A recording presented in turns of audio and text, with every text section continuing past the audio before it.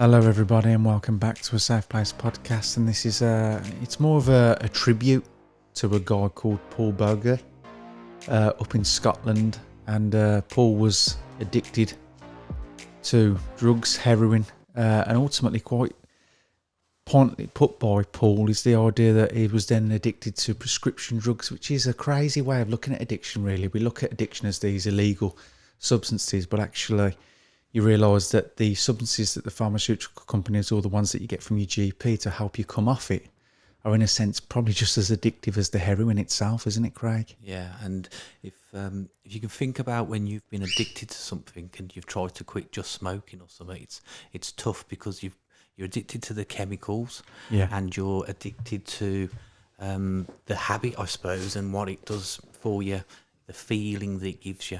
Yeah. So just think of that, and we're talking about heroin and then prescriptive medication. I mean, this is like one of the hardest things to get off ever. It is.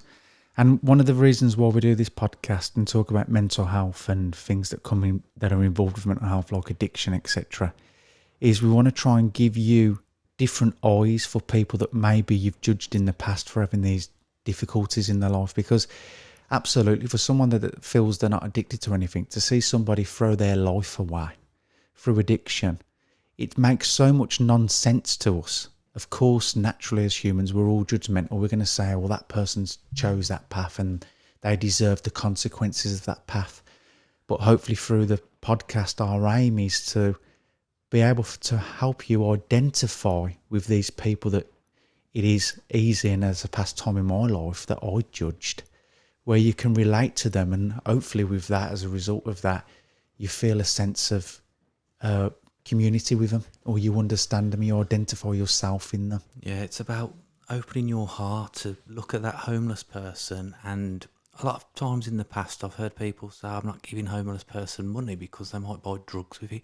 Now, in a way, those drugs actually deal with a trauma in their past that they haven't got any other avenue to heal. So just open your heart to that opinion and perspective. And we're going to say a positive story about someone who has gone through the process, come out the other side, and he's giving back. Yes. And that's what makes someone like Paul so important, and especially important for us to speak about, because he is the template to give hope to the people that feel that they can't. He's a role model in a sense, and you need role models that have been through it. I mean, it's all right with me and you as a qualified counsellor, qualified life coach sitting here that hasn't really experienced what Paul's experienced, and trying to speak to people about how to overcome it. But the beautiful thing about Paul is he's experienced it. He's experienced the awfulities of having these emotions in this human body, and he's learnt to find ways of overcoming it. So I think it's important to know that there's lots of Pauls out there still homeless, still addicted on heroin. And Paul's, like you said, a teacher. He's a teacher now. He's a therapist in a way, isn't he? Because he's learnt through experience, and he's telling us, or people suffering where he's been at, how to come through it. And there's a positive side, and I just want to quote some out of his book that I've spotted right at the end. It's my favourite bit of the book. Yeah. And he just puts at the end, when he's saying goodbye on the final page, he says, I'm going to cry because I feel happy writing goodbye, and it wasn't a suicide note. Full stop.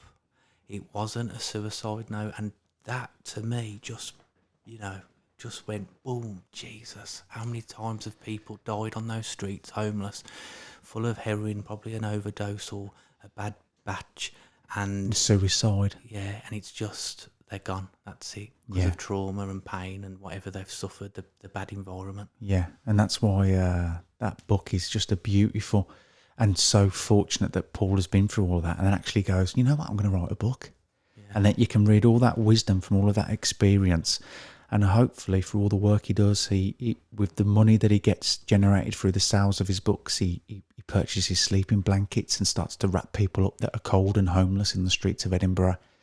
I think Paul's family has got to be so proud of that man. Yeah. I mean, it's all right to say that you've got a privileged life, and you've achieved something like degrees or a good job or a house, but to go through that and come out of that, it's worth more than any degree, isn't it? Yeah. So, again, going back to the viewer and how we can try and help make people more aware of how difficult addiction is, and I'm I won't be surprised if a lot of our viewers are already getting a sense or already have an open heart to understanding how difficult it is, and we can all fall into these difficulties in our life, can't we? And what we want to try and do is bridge that gap to people that maybe struggle. So I want to try and use an analogy now that helps you realise how difficult it is to overcome addiction. And I usually use this type of analogy with certain clients when I'm trying to get them to understand how their behaviours that they rejected because they didn't understand them, that through that understanding comes a sense of healing and acceptance of self and those old behaviours. So for instance now, let's imagine that was a little fire burning away and we all get lost in conversation. So as I'm speaking to Craig, I lean across and I put my elbow in the fire. Like we've done many times with hot and cold objects, we haven't realised at first that we've actually touched something hot until we impulsively move away. So as I'm speaking to Craig, my elbow goes in the fire and instinctively my body moves away from that pain before my mind realises it's hurting. So my body that reacts quicker than my mind instinctively pulls away from pain, goes from discomfort to comfort, and then milliseconds after that, my mind, which seems secondary to the intelligence of the body, then goes, oh, bloody hell, I was burning there, I had to move my arm. But really, you didn't choose to move it, your arm moved. Now let's look at addiction. Addiction is coming from a place of pain. And the body's reaction to that is to take you to comfort. So when you feel these addictive yearnings in the body, these horrible feelings of, I need the next fix, I need something to take the pain away, your body's acting in a way to do that ahead of your mind even being able to control it. So of course you're more likely, if you're governed by the body, to avoid discomfort. And the only way you know how to avoid that is through the drug. How normal is it? Yeah. I mean, we really want to give people an understanding that there is no need, with the intelligence and the knowledge and the full awareness of this process, you can begin to see how almost impossible it is to overcome this addiction. It's almost like, imagine somebody that doesn't feel they're addicted at home. You're at home and the alarm clock goes off. And associated to that alarm clock is, if I don't get up and go to work, I'm going to lose my job. My family are going to go hungry. Imagine you feel that urge of your body to move before your mind actually even wants to, because your mind just wants to go back to sleep and have a rest.